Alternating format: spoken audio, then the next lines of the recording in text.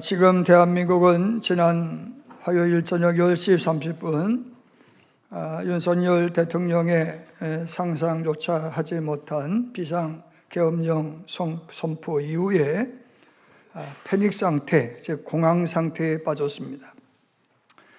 환율은 가파르게 상승하고 있고 증시는 곤두박질 치고 있고 세계 제1의 치안을 자랑하던 나라가 전쟁을 치르는 러시아와 이스라엘에서도 위험 국가다라고 지정할 정도로 지금 치안에 치명적인 어려움을 겪고 있습니다. 세계가 찬사를 보냈던 민주적 정치 시스템은 독재 바이러스에 감염이 되어서 유몰이 되어버렸습니다.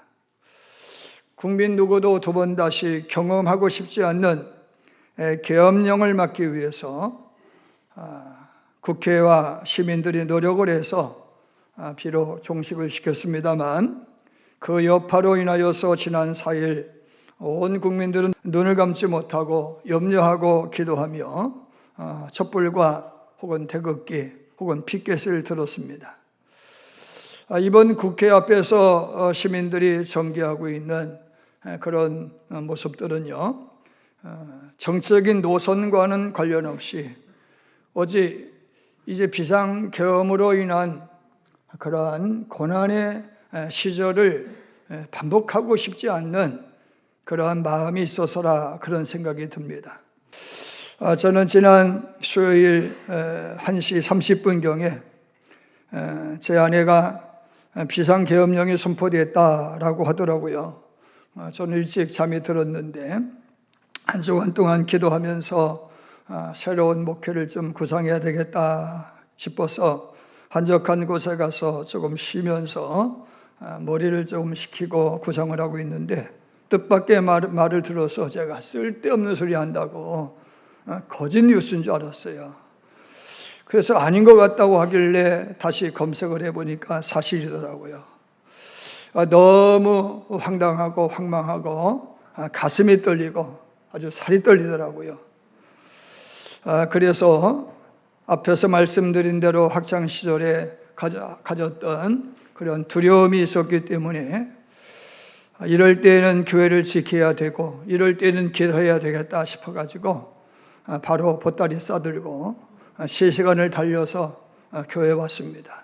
그리고서는 새벽 기도부터 인도하고 우리가 지난 4일 동안 매일 저녁 우리 예배당에서 여러분과 저는 기도한 줄로 믿습니다.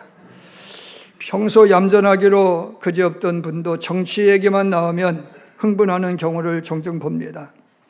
이유가 뭐냐? 그 사람이 정치적이어서가 아니라 우리는 정치와 밀접한 관련이 있기 때문입니다. 어떤 정치를 펼쳐냐에 따라서 백성들의 삶이 달라지기 때문이다 하는 말씀인 거예요. 대한민국 사회는 보수와 진보로 내란에 직면할 정도로 갈등하고 있다라고 전문가들이 얘기를 합니다. 보수가 뭐냐? 지키고자 하는 것들이 많은 게 보수입니다. 전통을 지키고 뭔가를 지키고자 하는 쪽은 보수인 거고, 진보는 개혁을 하고 또 새로운 것들을 날마다 찾아서 변화를 도모하고자 하는 게 진보인 거죠. 근데 우리나라에서의 보수는 이념에 대한 것, 진보도 이념에 대한 것으로 잘못 해석이 되어지고 오해가 되어지기 때문에 다투는 겁니다. 자, 성경의 말씀을 보십시오. 성령에 관한 말씀을 보면은 오직 성령이 너에게 임하시면 너희가 권능받고 예루살렘 온 유다와 사마리아 땅끝까지 이르러 내 증인이라 하신 말씀이 있습니다. 사도행전 1장 8절의 말씀이고 늘 교회가 묵상하고 성도들이 묵상하는 말씀이고 소망하는 말씀이죠. 그런데 누가복음 4장 18절 19절 말씀, 주의 성령이 내게 임하셨으니 이는 가난한 자에게 복음을 전하게 하시려고 내게 기름을 부으시고 나를 보내사 포로된 자에게 자유를, 눈먼 자를 다시 보게 함을 전파하며 눌린 자를 자유롭게 하고 주의 은혜의 해를 전파하게 하려 하심이라 하였더라 하는 말씀도 있습니다. 이 두 말씀은 같은 성령에 관한 말씀이지만 어느 쪽의 말씀을 더 묵상하고 더 행하고 싶느냐에 따라서 입장이 달라지는 겁니다. 태도가 달라지는 겁니다. 사도행전 1장 8절의 말씀을 목회의 목적으로 삼으면 선교와 전도에 열심을 해야 되겠죠. 그렇지만 누가복음 8장 18절 이후에 기록되어 있는 성령에 관한 말씀을 목회의 목적으로 삼으면 치유와 회복, 이런 것에 아마 목회에 관심을 둬야 될 것입니다. 예수님은 세상을 구원하기 위해 오셨지만 말씀으로만 세상을 구원하신 것이 아니라 치유와 회복을 통해서도 세상을 구원하셨습니다. 말씀으로만 하신 것이 아니라 병 고치고 귀신을 축사하는 방법으로 전도하셨다라는 말씀인 겁니다. 말씀으로 기존의 부패 정권과 정치인을 고발하고 수긍하고 심지어 저주까지 하신 분이 예수님입니다. 지금도 하나님의 말씀은 변함이 없다라고 싶습니다. 여러분, 같은 말을 듣고도 환영하는 부류가 있고 같은 말을 듣고도 치를 떨며 이를 갈며 박해하고 공격하는 이들이 있었습니다. 우리는 자신에게 유익이 되면 환영하는 것이고 불이익이 되면은 반대하는 것이죠. 왜? 정치적 이해의 특실을 따질 수밖에 없는 것은 그만큼 우리는 정치적이다는 말씀인 거예요. 여러분, 대한민국은 지금 정의를 묻지 않습니다. 정치의 진영부터 따집니다. 무엇이 더 정의로운 일이냐를 놓고 따져야 되는데 누가 국민의힘의 편에 서 있냐, 누가 민주당의 편에 서 있냐를 놓고 따집니다. 이건 잘못됐다라고 하는 말씀인 거예요. 여러분, 예레미야는요, 이 말을 하면 백성에게 미움받고 왕에게 공격받고 그리고 동료들에게까지도 핀잔듣는다는 말을 생각을 했습니다. 그러나 어쩔 수 없이 하나님의 뜻을 전합니다. 지금 왕을 비롯하여서 정부의 정책은 친애굽 정책이었어요. 근데 하나님은 애굽이 아니라 바빌론과 손잡으라는 거예요. 그렇지 않으면 바빌론에 의해서 너희가 멸망당하게 된다는 거예요. 그래서 그 말을 전함으로 인하여서 시위대 뜰에 갇히게 되어지고 그리고 웅덩이에 갇혀서 목만 내놓고 숨만 깔딱깔딱 쉬는 신세가 되었고 그리고 동료 제사장으로부터 싸대기 맞는 그런 신세가 되었어요. 그런데 예레미야는 그 말을 전하지 아니할 수가 없는 거예요. 왜? 하나님의 뜻이었기 때문인 거죠. 저는 오늘 목사가 아닌 평범한 시민의 한 사람이었고 교인의 한 사람이었으면 좋겠다 싶습니다. 왜? 그만큼 제가 오늘 설교하기가 너무 부담스럽기 때문에 그래요. 저는 정치를 협치라고 배웠어요. 여러분, 교회도 정치를 피할 수 없어요. 장로 하나만 세우려고 해도 가부가 달라지는 거예요. 집사 하나만 세워도 누구는 그 사람 잘 세웠다 하고 누구는 그런 사람 왜 세웠다 하고 공격을 해요. 왜? 정치이기 때문에 그런 거예요. 친목회장 하나를 뽑아도 표가 갈리게 되죠. 왜? 거기에 권력이 있다고 생각하기 때문에 그런 거예요. 그렇기 때문에 이런 관계를 조정하는 것을 협치라고 이야기합니다. 여러분, 협치는요, 경쟁과 갈등의 구조 속에서 합의를 이루어내는 예술인 거예요. 협치를 위해서는 소수의 의견도 소용하는 아량이 필요해요. 다수의 힘, 강력한 힘을, 권력을 내려놓는 겸손과 양보도 또 필요해요. 협치의 아름다움은 설득과 타협이죠. 여러분, 신앙, 그것도 예수 그리스도의 구원과 관련이 없는 것이라면 모든 것도 협치가 가능한 거예요. 아멘입니까? 여러분, 예수 그리스도로 인한 구원이 아닌 이상은 모든 게 협치가 가능하다는 거예요. 여러분, 당일을 통해서 공격을 받을 수도 있어요. 그러나 지도자는 수용할 수 있어야 되죠. 할렐루야. 저는 의료 대란의 문제가 나와는 무관한 문제인 줄 알았어요. 그러나 저는 지난 1월에 12월 달 종합검사 할 거를 예약을 했어요. 정기검진, 의료보험공단에서 하는, 국민건강공단에서 하는 그 예약을 했어요. 1년 전에 한 거죠. 그런데 뜻밖의 문자를 받아요. 의사가 없어서 초음파 못합니다. 대학병원이에요, 대학병원. 여러분, 순간 나와 의료의 문제가 아무런 상관이 없는 줄 알았더니 나와 유관한 것이 된 거예요. 그 순간부터 저는 생각을 하게 되겠죠. 더 많은 생각을 하게 되겠죠. 여러분, 탁상공론 때문에 이 의료의 대란의 문제가 생겨난 것이다. 한편에서는 의사들의 욕심 때문이라고 공격을 해요. 여러분, 서로가 공격해서는, 서로가 양보하지 않고서는 방법이 없잖아요. 협치가 필요하잖아요. 할렐루야. 협치를 위해서는 존중할 줄 알아야 되잖아요. 반대편에 서 있는 사람도 인정해야 되잖아요. 대표가 그 사람이 비록 내 입맛에 안 맞는 사람일지라도 대표인 이상은 인정을 해야 되잖아요. 힘을 가진 권력자는 약자의 하수연에 귀를 기울여 줘야 되잖아요. 권력자의 양보, 다수당의 양보가 있어야 되잖아요. 그런데 대한민국의 정부와 국회는요, 그리고 지금의 사회는 그러잖아요. 서로를 인정하지 않아요. 배척만 해요. 설득하고 타협하려고 하지 않아요. 양보하지 않아요. 견제만 하려고 해요.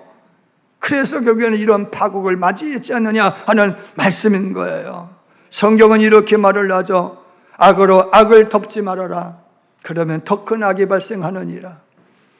악을 악으로 되갚음하려고 하다 보면 너는 더 악한 악질이 되느니라. 그러니 선으로 악을 이기라고 말씀하는 줄로 믿습니다.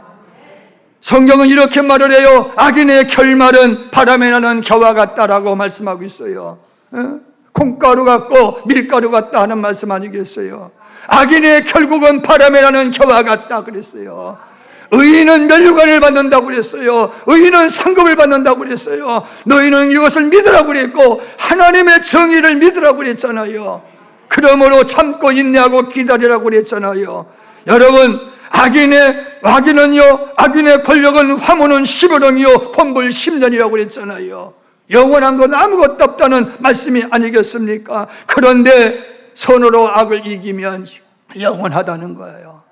어떤 정치인은요, 정치 권력에 혼자 있을 때에는 욕만 먹었는데 물러난 다음에는 존경받는 이들이 있어요. 왜냐? 진심이 느껴지기 때문인 거 아니겠어요? 사랑하는 여러분, 제가 목사로서 기독교 방송 뉴스 시간에 이런 앵커의 질문을 받고 고민을 했어요. 이럴 때조차 기도만 하는 교회가 과연 성서적 교회일까? 심각한 고민이 되더라고요. 이럴 때 기도만 하는 교회가 성서적 교회일까? 반문해 봤어요. 그랬다고 내가 촛불 들고 광장으로 뛰쳐나가고 태극기 들고 광장으로 뛰쳐나가면 성서적인 목사요, 성서적인 교회일까? 그것도 신앙의 양심에 어긋나는 것 같고, 또 틀어박혀서 기도하는 것도 양심에 어긋나는 것 같고, 야, 어떻게 해야 되나? 그 고민이 되는 거야. 목사는 오늘 설교하면서 이쪽도 아우려야 되고 이쪽도 아우려야 되는 거죠. 이럴 때 민수기 11장의 말씀이 불현듯 생각이 났어요. 출애굽한 이스라엘 백성들이 광야길을 걷기를 시작하잖아요. 하나님, 처음에는 홍해를 걷는 것만으로도 감사합니다. 애굽을 탈출한 것만으로도 감사합니다. 목마를 때 마실 수 있는 물 주셔서 감사합니다. 배고픔을 해결할 수 있어서 감사합니다. 그랬는데도 불구하고 그것으로 감사하지 못하고 배가 고프다, 마실 물이 없다, 춥다, 덥다, 불편하다, 이런저런 연유로 불평만 일삼는 거예요. 뭐 하나 가지고 감사할 줄 모르는 거예요. 한 가지의 감사거리가 있으면 감사하면 되는데 기타에 다른 욕심 때문에 불평하는 거예요. 그래서 그 불평이 너무너무 지나쳐서 하나님의 화딱지가 나셔서 이스라엘의 지인 뒤쪽에 불을 내렸어요. 그래서 그 불로 인하여서 백성 텐트가 불타고 백성들이 죽게 생겼어요. 그때 모세가 엎드립니다. 하나님 용서해 주세요. 불 좀 꺼주세요. 백성들이 죽는 꼴은 도저히 못 보겠네요 하고 엎드렸다, 그런 말씀이 있는 거예요. 아멘. 여러분, 목사는 그런 거예요. 지도자는 그래야 되는 거예요. 저는 우리 장로님, 성기동 교회 장로님이 교감 선거에서 떨어지셨어. 내가 얼마나 화가 났는지 막 뿔딱이 나가지고 내가 씩씩거리고 막 그러는 거야. 내가 더 화나더라고. 근데 그 장로님이 나한테 고분고분하질 않아. 그래도 그 장로님을 생각해 보니까 화가 나고 기도가 되고 그 다음에 어떻게 하든지 당신 되라고 결국에는 교장 선생님으로 끝내줬지만은 그런 거잖아요. 자, 그때 불이 임한 그 자리를 주님께서 뭐라고 하시나요? 다베라라 이렇게 명령을 하세요. 다베라. 땁시다. 다베라. 욕심의 구덩이거든요. 욕심의 구덩이. 그들의 불평은 불평할 만해서 불평한 것이 아니라 욕심 때문에 하는 불평이었다라고 하는 거예요. 그들은요, 출애굽한 것만으로 감사하잖아요. 홍해를 무사히 걷는 것만으로 감사하잖아요. 마라의 쓴물을 단물로 바꿔주신 것으로 감사하잖아요. 만나로만 감사하지 못해요. 구름기도 불기둥으로도 감사하지 못해요. 그보다 더한 것을 요구하는 거예요. 날마다 요구만 하는 거야.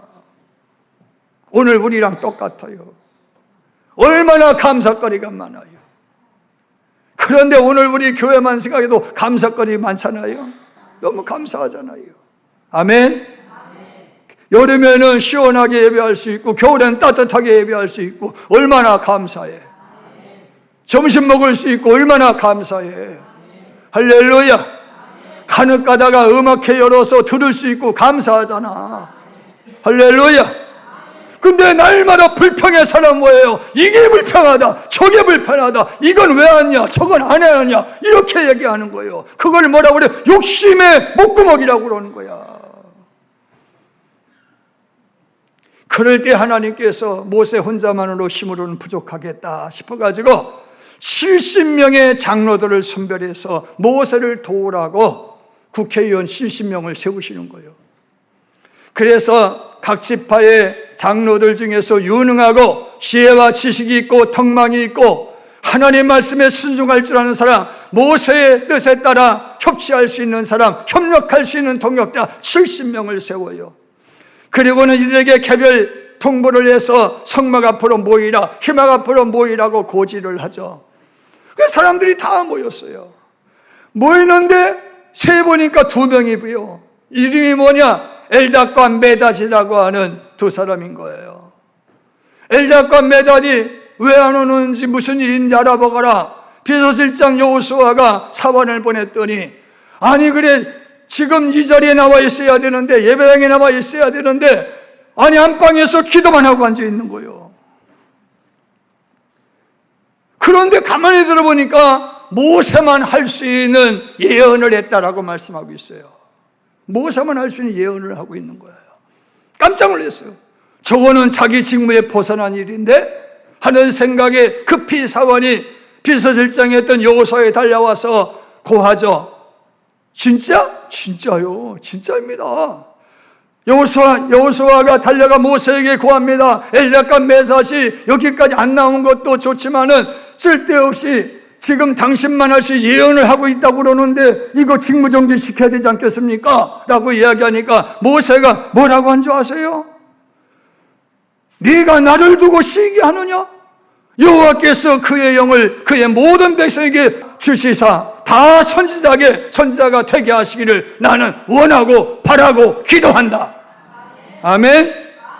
여러분, 나만 예언할 수 있어야 된다라는 착각을 나는 갖지 않았다, 그런 말씀인 거예요. 그에게도 그 은혜를 주셨으니 그가 하는 게 당연하다, 그런 이야기인 거예요. 역할을 의미하는 거예요. 여러분, 모세가 영도할 역할이 있으면 모세를 돕는 역할도 있는 거예요. 할렐루야. 여러분, 나를 지지하고 따르는 사람이 있으면 견지하는 분도 있는 거예요. 아멘. 자동차가 달리기만 하면 됩니까? 브레이크도 밟을 줄 알아야 되는 거죠. 모세는 그랬던 거예요. 다 선지자겠느냐? 다 예언하는 자야겠느냐? 다 교사요 목사이면 되겠느냐? 나름대로 은사가 다 다른 거 인정하라, 그런 이야기요. 나만 할 수 있더라면 톡불장군식은 안 된다, 그런 이야기인 거예요. 적어도 하나님이 나만 택했다 생각 버리라는 거예요. 그도 택했다는 거예요. 여러분, 지도자는 그런 여유와 아량이 있어야 된다는 말씀인 거죠. 두 번째, 압살롬의 반역을 빼서 다윗이 도망을 갑니다. 아니, 도망가는 뒤통수에다 대고 자기의 녹을 먹은, 다윗 왕의 녹을 먹었던 신하가 있었는데, 시므이라고 하는 신하가 있었는데 다윗의 뒤통수에 대고 욕지거리라는 거예요. 피 흘리는 자요, 사악한 자요, 가거라 가거라. 사울의 족속의 모든 피를 여호와께서 내게로 돌리셨도다. 그를 위해서 내가 왕이 되었으나 여호와께서 나라를 내 아들 압살롬의 손에 넘기셨도다. 보라, 너는 피 흘린 자이므로 화를 자초하였느니라. 라는 말로 사울을 죽인 너가 당연히 피 흘리는 건 당연하다. 아들로부터 너 반역, 아들의 반역으로 쫓겨나는 거 내가 박수다, 박수 이렇게 했다, 그런 이야기예요. 이럴 때에 그의 참모 중에 아비새가 그 말을 듣고서는 화가 나가지고 왕이시여, 내가 저런 가서 쳐 죽이면 되겠습니까? 라고 할 때 다윗이 뭐라고 합니까? 아니다. 하나님이 저를 통해서 나를 꾸짖는지 나를 저주하시는지 내가 어떻게 할 수 있냐? 가만두어라. 훗날 시므이는 솔로몬에 의해서 제거를 당합니다. 여러분, 지도자라면 뭐예요? 내 말에 순순히 응하지 않아도 불충의 말일지라도 받아들일 수 있는 마음 보자기가 돼야 된다라고 하는 거예요. 아멘입니다. 사랑하는 여러분, 오늘 우리는 이런 마음보가 큰 지도자를 원하는 거죠. 내 속을 조금 긋고 내 귀에 거슬린다고 해서 잘나만 내고 축출만 하면 되겠느냐 하는 말씀입니다. 여러분, 오늘의 말씀을 지도자들에 대한 말씀이에요. 오늘 말씀은 이스라엘이 영광이 순금처럼 정금처럼 찬란하고 빛나는 영광이었다는 거예요. 그래서 1절 말씀에 보면은 예루살렘을 순금처럼 정금처럼 그렇게 묘사해 있는데, 지도자들의 무관심, 지도자들의 방임과 타락으로 말미암아 빛을 잃어버렸다라고 하는 이야기가 1절 이하의 말씀에 기록되어 있는 거예요. 그런데 그 지도자를 짐승 중에 뭐로 비유하고 있는가 하면 타조로 비유를 해요. 타조. 여러분, 타조 다 아시죠? 여러분, 타조는요, 저거 타조잖아요. 키가 자그마치 2m에서 2.5m요. 그 덩치가 120에서 130kg까지 나가. 시속 130km 달려. 저 무지막지한 새가 나한테 달려오면은 다 사자도 도망가. 여러분, 그런데 지혜도 있고 명철도 있고 총기도 있고 실력도 있고 청력도 있고 감각도 좋아. 그런데 이 사자의 단점 중에 하나가 뭐냐? 건방증이 심해요. 뭐가 심하다고요? 건방증이 심해요. 얼마만큼이나 건방증이 심하냐? 이 타조는 평소에는요, 무리를 지어서 살아요. 타조가 건방증이 얼마만큼 건방증이냐? 무리를 지어 살다가 이제 산란기가 되어지면은요, 수컷이 일부 다쳐요. 일부 다쳐를 데리고 재건하는 거야. 살림을 놔. 그리고서는 웅덩이를 파놓고 암놈이 알을 낳으면 순놈이 덮어. 그리고서는 낮에는 태양빛에 부화가 되어지고 밤에는 순놈이, 암놈이 아니에요, 순놈이 이렇게 자기의 털로 덮어서 부화를 시키는 거예요. 근데 사자는요, 배고픔을 좀처럼 못 참아. 그래서 허기가 지어지면은 후딱 일어나서 먹을 것을 찾아가는데, 이때 자기 발로 엉겹결에 툭 차면은 그 알이 바깥으로 나올까 안 나올까? 나와. 그건 덮어줄 줄을 몰라. 그 방치하는 거예요. 그래서 다른 짐승의 먹이가 되든지, 혹은 자기 발에 밟혀 깨트려서 죽이든지, 아니면 부화한 새끼의 먹이가 되든지. 타조가 이제 사자에게나 짐승에 쫓기게 되어지면은 가다가 힘이 들면은 고개를 쳐박고 뭐 야, 나 지금 피난했어, 안전해, 이렇게 생각을 하는 거야. 근데 조류학자도 연구해 보니까 사실은 피가 너무 뜨거워서 식히는 거라는 거예요. 그러나 성서시대에는 지금의 조류학자들처럼 이 타조에 대한 지식이 없었으니까 그렇게 해석을 한 거죠. 그래서 어리석은 짐승, 어리석은 인간, 건방증인 심에 이거를 뭐라고 그래요? 타조 같다, 이렇게 말을 하는 거예요. 타조 같다. 여러분, 남한국 유다의 백성들은, 그리고 그들의 왕조는요, 주전 722년에 사마리아의 왕국이 하나님 앞에 반역하고 우상 숭배하고 돈만 좋아하고 쾌락만, 유의만 좋아하고, 그로 인하여 주전 722년에 아수르에 의해서 멸망하고 그 후폭풍이 얼마나 대단했는지를 알고 있어요. 그러므로 견고하여 흔들리지 말고 주의 더욱더 힘쓰는 자들이 되어야 됐어요. 아멘. 없네. 그런데 그러지 않아요. 여전히 우리에게는 애굽이 있다. 여전히 우리에게는 바벨론이 있다. 여전히 우리에게는 아수르가 있다. 그래서 왕조가 바뀔 때마다 정책이 바뀌어지는 거예요. 그들이 어떤 정책을 펼치든 바꾸지 말아야 될 정책은 뭐예요? 하나님 중심이요.